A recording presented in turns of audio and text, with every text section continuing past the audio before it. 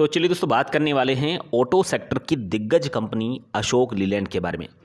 देखिए आज की डेट में काफ़ी सारे निवेशक अवेयर हो चुके हैं, जागरूक हो चुके हैं। उनको यह पता चल चुका है कि अगर किसी कंपनी के बिजनेस के अंदर लगातार ग्रोथ हो रही है तो उस कंपनी के अंदर हमें कुछ ना कुछ निवेश जरूर करना चाहिए। जब अशोक लीलैंड का शेयर लगभग 120 रुपये के आसपास हुआ करता था तब काफ़ी सारे लोग अशोक लीलैंड के अंदर खरीदारी करने के लिए तैयार थे, खरीदना चाहते थे। लेकिन आज की डेट में अशोक लीलैंड का शेयर नई नई ऊंचाइयों को छूता हुआ यहाँ पे दिखाई दे रहा है। देखिए अभी की मैं आपको बताना चाहूँगा कि 163 रुपये 50 पैसे तक के लेवल आपको इस शेयर के अंदर देखने को मिले। लगातार ये तेज़ी के साथ में स्टॉक बढ़ता हुआ दिखाई दे रहा है और इस तेज़ी के पीछे जो बड़ा कारण है दोस्तों आपको पता ही है कि इलेक्ट्रिक व्हीकल सेगमेंट, लगातार इलेक्ट्रिक व्हीकल सेगमेंट के अंदर मजबूती हो रही है और ये जो मजबूती है ये आगे आने वाले दिनों के अंदर और भी बढ़ेगी।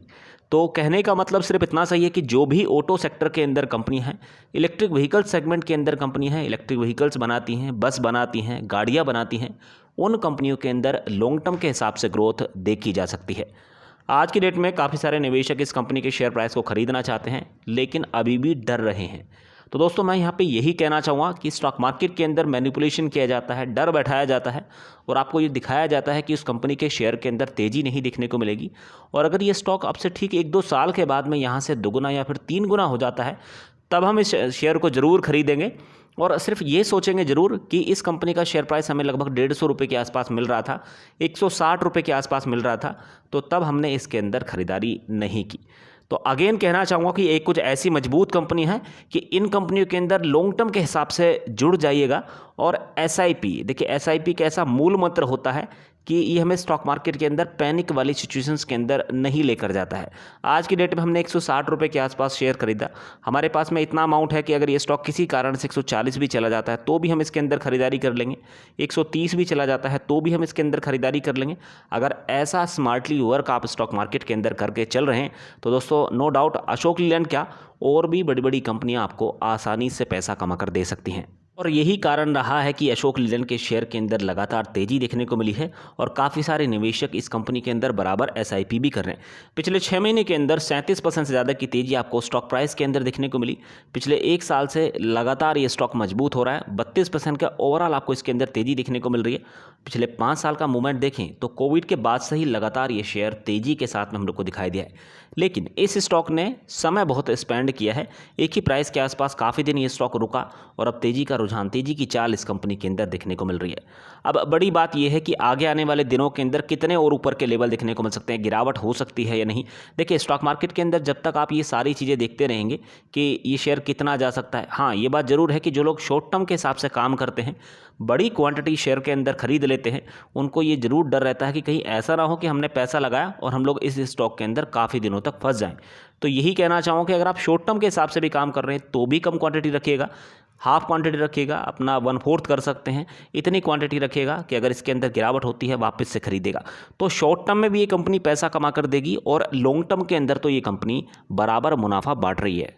देखिए किसी भी कंपनी के शेयर प्राइस को नहीं देखना है, चाहे उसका शेयर प्राइस आपको 20 रुपये का क्यों ना दिखाई दे रहा हो, चाहे उसका शेयर प्राइस आपको 150 रुपये का क्यों ना दिखाई दे रहा हो, चाहे 300 का, चाहे 10,000 का, चाहे 20,000 का। फोकस किस चीज़ पर करके चलना है कि कंपनी लगातार ग्रोथ कर रही है या नहीं कर रही है, कंपनी की अर्निंग बढ़ रही है या फिर नहीं बढ़ रही है। इन सारी चीज़ों को आपको यहाँ पर फोकस में रखकर चलना है। अभी देखिए कुछ कंपनियाँ आपको स्टॉक मार्केट के अंदर ऐसी भी देखने को मिलेंगी कि हाल फिलहाल में उनके अंदर उतना मूवमेंट नहीं देखने को मिल रहा है, लेकिन फ्यूचर स्कोप बहुत ही शानदार है। चाहे वो एनर्जी पैक के अंदर कंपनियाँ आपको क्यों देखने को मिल रही हो, एनर्जी सेक्टर के अंदर आपको कंपनियाँ क्यों ना देखने को मिल रही हो, चाहे वो और किसी सेक्टर के अंदर, IT सेक्टर के अंदर भी आपको कुछ ऐसा ही एक्शन देखने को मिल रहा है। काफ़ी सारी अच्छी अच्छी कंपनियां इस समय आपको सस्ते दामों पर मिल रही हैं, लेकिन फिर भी काफ़ी सारे लोग अभी भी उन कंपनियों के अंदर निवेश करने से घबरा रहे हैं। देखिए स्टॉक मार्केट का तो नियम है, बाजार के अंदर खबरें आती हैं, आती रही हैं, आती रहेंगी। स्टॉक बराबर आपको ऊपर की तरफ मूव करता हुआ दिखाई दिया है, गिरावट हुई है और ये गिरावट और बढ़त आपको स्टॉक मार्केट के अंदर देखने को मिलती ही रहेगी। इसलिए जो काम FIs करते हैं, जो काम DIs करते हैं, जो काम मैनिपुलेटर्स करते हैं, वो काम हमें भी करना चाहिए। बराबर शेयर के अंदर खरीदारी और नीचे की हमें तैयारी करके चलनी चाहिए। देखिए म्यूचुअल फंड्स आज की डेट में अगर किसी कंपनी का शेयर खरीद लेते हैं, अशोक लीलैंड का शेयर उन्होंने अगर 160 रुपये के भाव में खरीद लिया, तो क्या वो 140 रुपये की तैयारी यहाँ पे नहीं करके चल रहे हैं? बिल्कुल करके चल रहे हैं, क्योंकि उनको पता है कि फ्यूचर के अंदर इस कंपनी में शानदार ग्रोथ देखने को मिल सकती है। अगेन कहना चाहूँगा कि शेयर प्राइस के अंदर जो मूवमेंट आपको देखने को मिलेगा वो बहुत ही स्लो देखने को मिलेगा, लेकिन लॉन्ग टर्म के हिसाब से बहुत ही मजबूत ही कंपनी मानी जाती है। अभी की अगर देखें तो इस कंपनी का जो मार्केट कैप है वो 47,776 करोड़ का है।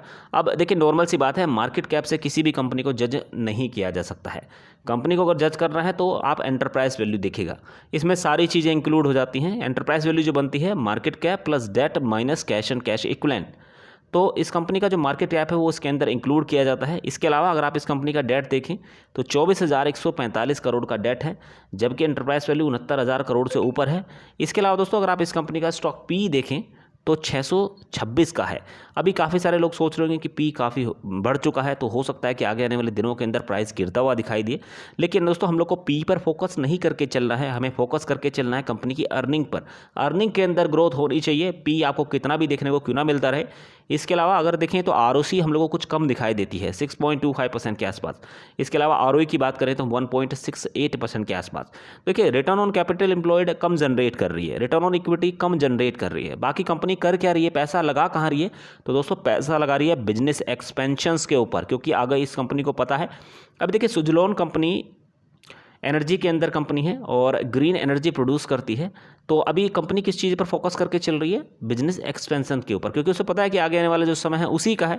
तो इसलिए इलेक्ट्रिक व्हीकल्स का समय भी आगे आने वाला टाइम है, तो इस चीज़ पर ये कंपनी यहाँ पे फोकस करके चल रही है। तो अपने बिजनेस को ग्रोथ करने के लिए जो भी हथकंडे हैं, जो भी प्रॉफिट इस कंपनी को एक्स्ट्रा यहाँ पे होता हुआ दिखाई दे रहा है, सारा बिजनेस के अंदर यूज़ किया जा रहा है। इसके अलावा अगर आप इस कंपनी के अंदर कैश फ्लो देखें पॉजिटिव दिखाई देगा। पिछले 5 सालों के अंदर जो सेल्स ग्रोथ हुई है वो 2.78% के आसपास हुई है। कंपनी के पास में 7,000 करोड़ का रिजर्व्स है, लेकिन कंपनी के अंदर जो प्रमोटर्स हैं उनकी तरफ से शेयर्स गिरवी रखे हुए हैं। अब ये जो शेयर्स है ये गिरवी 2 कारण से रखे जाते हैं। पहला तो ये है कि कंपनी पर भारी भरकम डेट है, कंपनी उस डेट को रिड्यूस करना चाहती है, तो इसलिए अपने प्रमोटर्स शेयर्स गिरवी रख देते हैं और जो पैसा आता है उससे डेट को रिड्यूस किया जाता है। दूसरा बड़ा कारण ये है कि जो शेयर्स गिरवी रखे जाते हैं कि कंपनी अपने बिजनेस को बढ़ाना चाहती है, बिजनेस एक्सपेंशन करना चाहती है, उसके लिए कंपनी को पैसे की आवश्यकता है, तो इसलिए भी शेयर्स यहाँ पे गिरवी रखे जाते हैं। और यही वो 2 कारण दिखाई दे रहे हैं जिसकी वजह से प्रमोटर्स की तरफ से 19% के शेयर्स गिरवी रखे हुए हैं। इसके अलावा अगर आप कैश साइकिल देखें तो आपको बहुत ही शानदार देखने को मिलेगी, लगभग नेगेटिव में है ये। और मैंने आपको पिछली कई वीडियो में बताया है कि दोस्तों अगर किसी भी कंपनी की कैश साइकिल आपको नेगेटिव में देखने को मिलती है तो इसका सीधा सा मतलब ये है कि कंपनी ने आज की डेट में कोई ऑर्डर दिया, आज 1 तारीख में ऑर्डर दिया, और ऑर्डर जैसे उनकी फ़ोन पे बात होती है तो पेमेंट पहले ही इस कंपनी के पास में आ जाता है। प्रोडक्ट बाद में बनेगा, लेकिन पहले ही पैसा इन कंपनियों के पास में आ जाता है। तो जिन कंपनियों का नेगेटिव में होता है वो बहुत ही शानदार स्थिति में होती हैं, ग्रोथ के हिसाब से कंपनियां अच्छी होती हैं। इसके अलावा अगर आप इस कंपनी का ईपीएस देखें तो ईपीएस लास्ट ईयर में नेगेटिव था, तो इस बार भी नेगेटिव है, लेकिन इसके अंदर कमी देखने को मिली है, तो यहाँ से सुधार हम लोग को देखने को मिल रहा है। फेस वैल्यू अभी 1 की है, इन फ्यूचर ये स्टॉक स्प्लिट नहीं होगा, लेकिन ये कंपनी आगे आने वाले दिनों के अंदर बोनस शेयर्स पर विचार करती हुई जरूर नज़र आ सकती है।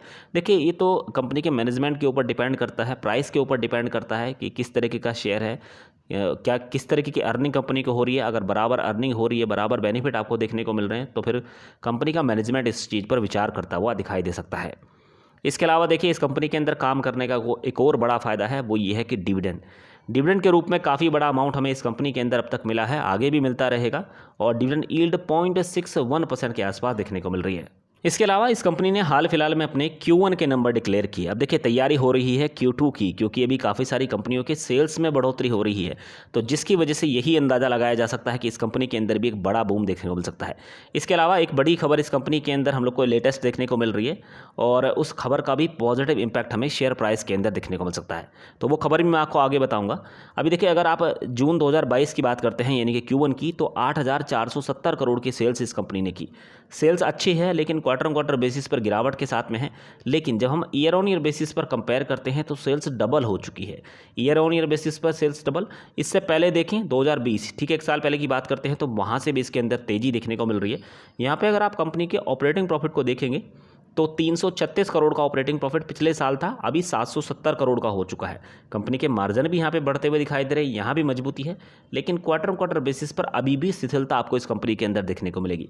इसके अलावा अगर आप इस कंपनी का प्रॉफिट देखें तो ईयर ऑन ईयर बेसिस पर मुनाफा बढ़ रहा है।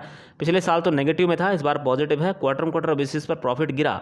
ईपीएस के अंदर अगर देखा जाए तो ईपीएस भी आपको बढ़ता हुआ दिखाई देगा ईयर ऑन ईयर बेसिस पर, क्वार्टर क्वार्टर बेसिस पर ईपीएस के अंदर गिरावट। तो ये कुछ छोटी मोटी चीज़ें हैं जिन्हें आपको देखकर चलना है अगर आप शॉर्ट टर्म के साथ में इस कंपनी के अंदर जुड़े हुए हैं। कंपनी की सेल्स किस तरीके की है क्वार्टर क्वार्टर बेसिस पर, कंपनी के अंदर ऑपरेटिंग प्रॉफिट में क्या बदलाव है, कंपनी के मार्जिन घट रहे हैं या बढ़ रहे हैं, बढ़ते हुए दिखाई देने चाहिए, कंपनी का नेट प्रॉफिट घट रहा है या फिर बढ़ रहा है, इसके अलावा ईपीएस। तो ये सारी चीज़ें आपको शॉर्ट टर्म में भी देखनी है और लॉन्ग टर्म में भी देखनी है। आज की डेट में अगर हम इस कंपनी के अंदर पिछले कई सालों से एसआईपी कर रहे हैं, आगे की तैयारी करके चल रहे हैं, तो हमें ईयर ऑन ईयर बेसिस के भी नतीजे यहाँ पर देख के चलने चाहिए। अभी इस कंपनी ने मार्च 2022 तक 26,237 करोड़ की सेल्स रिपोर्ट की। अभी अगर आप देखेंगे 21 में 19,000 करोड़ की सेल्स थी, इससे पहले 21,000 करोड़ की सेल्स थी, इससे पहले 33,000 करोड़ की सेल्स थी। तो ये पिछले 2-3 साल जो हुए हैं इसमें सेल्स में लगातार बढ़ोतरी ही देखने को मिली है। नेट प्रॉफिट की बात की जाए तो नेट प्रॉफिट भी अभी 285 करोड़ के आसपास हम लोग को नेगेटिव में देखने को मिल रहा है, जो कि पिछले साल 70 करोड़ नेगेटिव में था, उससे पहले 460 करोड़ नेगेटिव में था। तो काफ़ी सारे लोगों को इंतजार है कि क्वार्टर क्वार्टर बेसिस पर तो इस कंपनी ने अच्छा प्रदर्शन किया है, अब ईयर ऑन ईयर बेसिस पर ये कंपनी कुछ अच्छा करे। इसके अलावा अगर आप इस कंपनी के मार्जिन देखें तो मार्जिन भी आपको ईयर ऑन ईयर बेसिस पर गिरते हुए दिखाई दिए। यहाँ पर अगर आप इस कंपनी का ईपीएस देखेंगे तो ईपीएस के अंदर भी आपको गिरावट देखने को मिली है। अगर आप ईयर ऑन ईयर बेसिस पर देखेंगे तो पिछले साल लगभग 0.56 नेगेटिव में आपको देखने को मिल रहा था, इस बार भी नेगेटिव है, 1.22 के आसपास आपको देखने को मिल रहा है। अब अगर आप कंपनी की बैलेंस शीट देखेंगे तो कंपनी के पास में जो शेयर कैपिटल है वो 294 करोड़ का है। लॉन्ग टर्म में ये वैल्यू बढ़ रही है, यहाँ से मजबूती है। कंपनी का जो रिजर्व्स है लगभग 7,000 करोड़ का है, जो कि 21 के अंदर 7,568 करोड़ के आसपास हुआ करता था, गिरावट देखने को मिली है। बोरोइंग की अगर बात की जाए तो 24,145 करोड़ की है और ईयर ऑन ईयर बेसिस पर इसके अंदर भी आपको बढ़त देखने को मिली है। इसके अलावा कंपनी के अगर टोटल एसेट देखें तो लॉन्ग टर्म में बढ़ते हुए दिखाई दे रहे हैं, यहाँ से मजबूती है। निवेशकों का जो रुझान इस कंपनी के अंदर बना हुआ है वो टोटल पॉजिटिव ही दिखाई दे रहा है। प्रोमोटर्स कोई जल्दबाजी में नहीं है, शेयर नहीं बेच रहे हैं, यहाँ से पॉजिटिव रुझान देखने को मिल रहा है। एफआईएस की अगर बात की जाए तो 15% की होल्डिंग है, क्वार्टर क्वार्टर बेसिस पर बढ़ी है। डीआईएस की होल्डिंग की बात करें तो हल्की गिरावट के साथ में देखने को मिल रही है। सरकार का भी इस कंपनी के अंदर स्टेक है। आम निवेशकों की होल्डिंग की बात करते हैं तो 11.62% की बनी हुई है, जो कि क्वार्टर क्वार्टर बेसिस पर गिरती हुई दिखाई दी। अभी देखिए अशोक लीलैंड के अंदर जो बड़ी खबर निकल कर आई है वो यही है कि अशोक लीलैंड को एक बड़ा ऑर्डर हाथ में लगता हुआ दिखाई दिया है। ये जो ऑर्डर मिला है ये यूएई से मिला है और 1400 स्कूल बस यहाँ पे तैयार करने का ऑर्डर इस कंपनी के हाथ में लगता हुआ दिखाई दे रहा है। तो इससे और भी मजबूती इस कंपनी के अंदर देखने को मिलेगी। और ये तो छोटे मोटे ऑर्डर हैं, देखिए लगातार ये कंपनी ग्रोथ कर रही है, न जाने कितने ऑर्डर पेंडिंग में है इस कंपनी के। तो कहने का मतलब सिर्फ इतना सही है कि शॉर्ट टर्म की नहीं लॉन्ग टर्म की तैयारी करके चलिएगा, बड़ा मूवमेंट आपको इस कंपनी के शेयर प्राइस के अंदर देखने को मिल सकता है। दोस्तों अगर ये पूरी जानकारी आपको अच्छी लगी हो तो वीडियो लाइक जरूर कीजिएगा। चैनल पर पहली बार आए हैं तो सब्सक्राइब करके रख सकते हैं, साथ में बेल आइकन जरूर हिट कर लीजिएगा। Thank you so much for watching.